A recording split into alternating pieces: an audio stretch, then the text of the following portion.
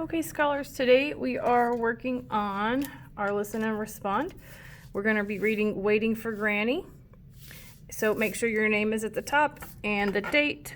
If you are doing this on Monday, it is the 27th. If you're doing this on Tuesday, it is the 28th. And you're going to write in your title of the story. Remember to capitalize because we always capitalize titles. Notice I didn't capitalize the F in 4. That's because we don't capitalize our words with 3 letters or less. So Waiting for Granny. The W is capital and the G. All right, so now it says, as college-ready readers, we always use college-ready sentences. So make sure that if I gave you a sentence starter, like right here, you're filling it in and it makes sense. You can read it back to yourself to see if what you wrote makes sense. We always support our ideas with evidence from the text. So now what we're going to do is we're going to preview. Readers always collect clues before they get started reading. Look at the front and back covers of the book before you start reading or listening to the story, and then fill in these 2 questions. All right, so let's look at our book. Here's the front. It says, Waiting for Granny. I see a little boy and is hugging Grandma and Dad. And then on the back, nothing really, just the little houses in a city, kind of. All right, so based off of the cover, since we haven't read it yet, what do we think this book will be about?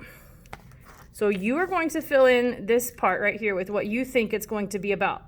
I am giving you this answer. I think this because I see it on the front cover.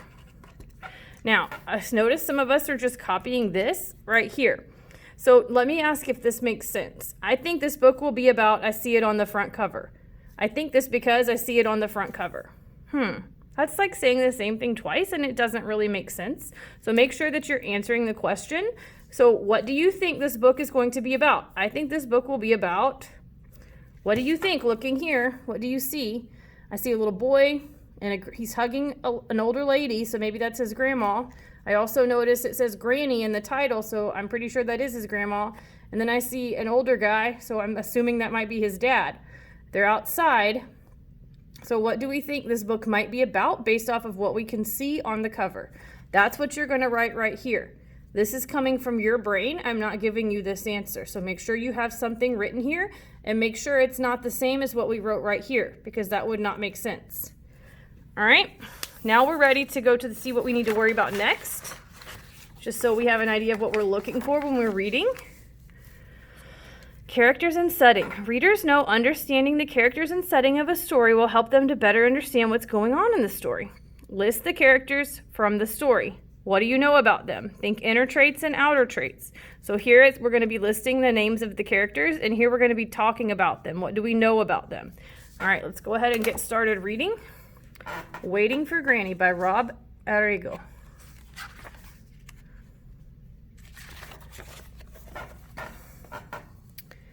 Granny was coming to take Malcolm out for the day. He couldn't wait. She'll be here soon, Papa said, but maybe time will pass faster if we talk. Tell me some of the things you love about Granny. I love how she always brings me treats from the market near her apartment, said Malcolm. What else? Asked Papa. He had a little smile on his face. Ooh, I noticed something in the picture that I didn't notice before. Let's go ahead and pause here and fill in our characters since we have some names so far. All right, so we have Malcolm, we have Papa, and we have Granny. So you could either write Papa here or you could write Granny here. I'm going to go ahead and write Granny. All right, so what I want you to do is come up with some traits about each character. So Malcolm is, an outer trait of Malcolm is he has short hair. I know this because I can look at him and see that he has short hair. Look at the picture. His hair is short. So an inner trait is what I would like for you to come up with. Remember, inner traits are things that are on the inside, and we can only tell these by what the characters say, what they do, how they think. So think about what you know about Malcolm so far. You might want to leave it blank and come back to it later, and then you're going to come up with an inner trait. For Granny, an inner trait So I'm seeing that Malcolm is saying she always brings him treats. So think about someone who brings you gifts every time they see you. What kind of a person would do that? That would be a kind person. So I'm going to say that Granny is kind. And I know she's kind because she always brings Malcolm a gift, like a treat for him. Now I want you to come up with an outer trait for Granny. That's something you can see on the outside, okay? The next question says, what is the setting of the story? Remember, the setting is where the story takes place. So this is always going to be a location. So the setting of the story is at. So as we read, I want you to come up with where are they? What are they doing? How do you know where they are? Let's keep going and see what happens next. Actually, let's pause right here. I want to look at this picture. So I'm noticing here Papa is asking Malcolm to name all the things that he loves about his granny. So we're going to make a prediction. Readers make a prediction is when readers guess what might happen next in the story based off of what's already happened and what you know from your own brain knowledge. So this says, what do you think might happen next? Blank has happened in the story, so something I think might happen next is blank. So what we're going to do is I'm going to fill in this first blank, and then you are going to fill in the second blank. It needs to go with what's already written so that it makes sense. A lot of you are just kind of writing whatever you want, and that's not helpful when I give you the sentence starters. They're to help you know like what direction to write your sentence in. So make sure that you're using those to your advantage, okay? So let's see. Papa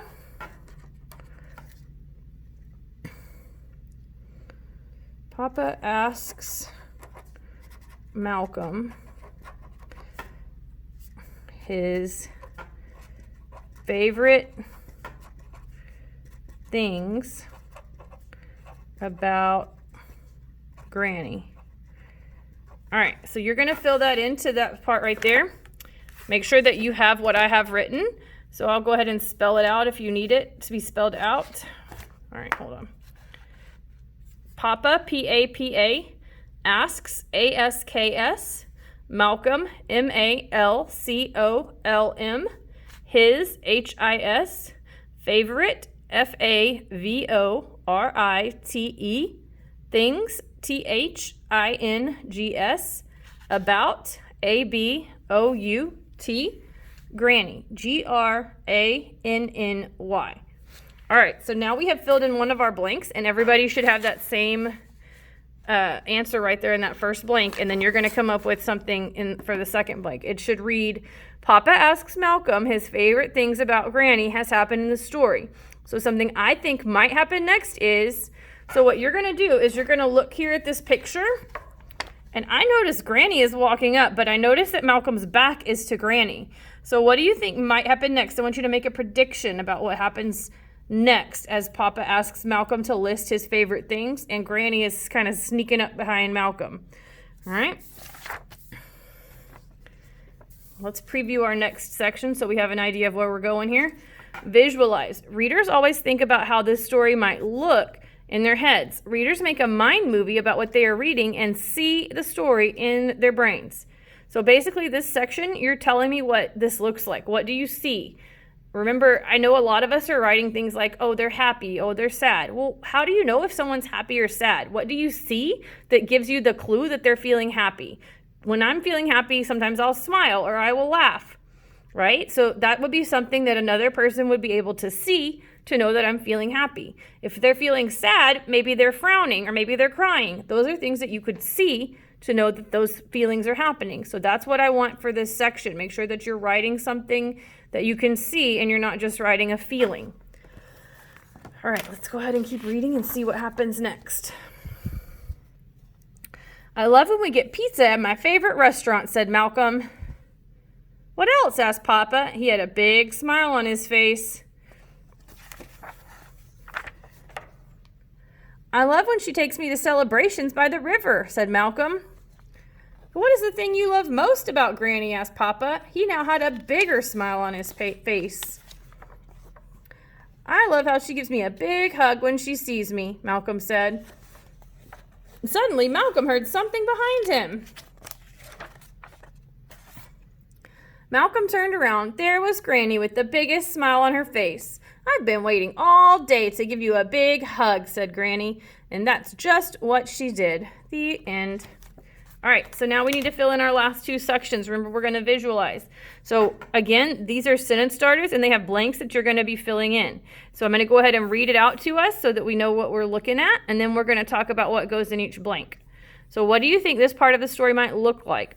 I'm imagining the part in the story where blank is happening. I am imagining it looks like blank. 3 things to describe this are blank, blank, and blank. All right, so everybody is going to have the same thing on this first blank. I'm imagining the part in the story where Granny secretly listens to Malcolm. So you should now have this. I know it's kind of hard to read. I'll go ahead and spell it out for you. Granny, Granny, secretly, Secretly, listens, Listens, to Malcolm, Malcolm. So now we have the following sentence. I'm imagining the part in the story where Granny secretly listens to Malcolm is happening. I'm imagining it looks like blank. So here in this blank, you're going to come up with a one word to describe it. This is where you would say things like weird, scary, funny, happy, sad. That's where you give that one descriptor word that you would need to go into more detail down here. So whatever you come up with here needs to match what you see here. You can't say, oh, they look sad, and then have them all smiling, because that doesn't look sad if people are smiling, right? So make sure that your feeling or looking like word matches your descriptions, okay? So you're going to come up with this word on your own. Down here, we're going to describe what we see. So thinking back to Malcolm and Dad are talking about what he likes about Granny. Granny's kind of hiding over here. What do you think this looks like? So I'm noticing that Granny is behind the fence. So I'm going to write that down as one of the things that I see. Granny behind the fence. So you can have that if you want, or you can have something else on your own. What is something else that you might see? I noticed that Malcolm is scratching his head as he thinks. Sometimes when we think, we scratch our head because we're trying to think. I see smiles. So those are some things that you could have here. You come up with your own 2 things to fill into these 2 blanks. Once you finish that, you're moving on to the last section. Summarize. Readers, think about the most important parts of a book. In your own words, give me a summary of the story you just listened to. So then we have this section. We're going to read it together and then talk about what goes in each blank. The story, blank, talks about blank. In the beginning of the story, blank. After that, blank. In the end of the story, blank. All right, so then now we're ready to go ahead and fill this in. The story, now I notice it has these parentheses. When we read, we usually don't read out loud the things in parentheses. They tell us like extra information that we might need. In this case, they're telling me that what goes in this blank is the title of the story. So title of the story goes in this blank. What's the title? Waiting for Granny. So we're going to fill that in. Remember to capitalize. Waiting for Granny. All right, so then the next part talks about blank, characters. So that tells me that the characters are going to go in this blank. So I want you to fill in all of the characters in the story in this blank. Who are they? What are their names? Then you're going to come down here and you're going to tell me what happens in the beginning of the story. In the beginning of the story, Malcolm is excited to see his Granny. All right, so then if you want to have what I have, you can go ahead and copy this down. Malcolm, Malcolm, is excited, excited, to Tocsee, his, his, Granny, Granny. Then you're going to come and fill in what happens next. After that, what happens? At the end of the story, what happens at the end? Once you're finished with this, you can go ahead and put your name on it and turn it in. Make sure that you have finished your word work for this week. If you're finished with that, then you can go ahead and do Lexia or IXL. Please raise your hand if you have questions. Remember, this is due on Friday at the end of class, or it will be Bear Zone.